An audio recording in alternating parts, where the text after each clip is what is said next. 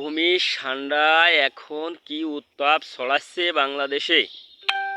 মিছিল মিটিংয়ে সব জায়গায় ঠান্ডা ঠান্ডা ঠান্ডা ঠান্ডা ঠান্ডা। আর সেই ঠান্ডার দেশে বাপু তোমরা গেছো ক্রিকেট খেলতি আরব আমিরাতের সাথে। ঠান্ডা খাইয়ে খাইয়ে প্লেয়ারদের এত বল হয়েছে যে বাংলাদেশের মতো পরাশক্তি ক্রিকেটার, পরাশক্তি দেশ, টেস্ট টি-20 ওয়ানডে সব কিছুতেই পারফেক্ট একটা দল। ঠান্ডার দেশে যেয়ে তোমরা সিরিজ হেরে গেছো।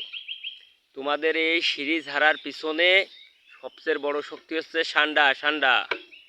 অতএব বাপু তোমরা তাড়াতাড়ি চলে আসো। ওই ঠান্ডার দেশে আর ক্রিকেট খেলার দরকার নেই, কারণ ওখানে শাইন আছে ঠান্ডা রান্না করার জন্যে।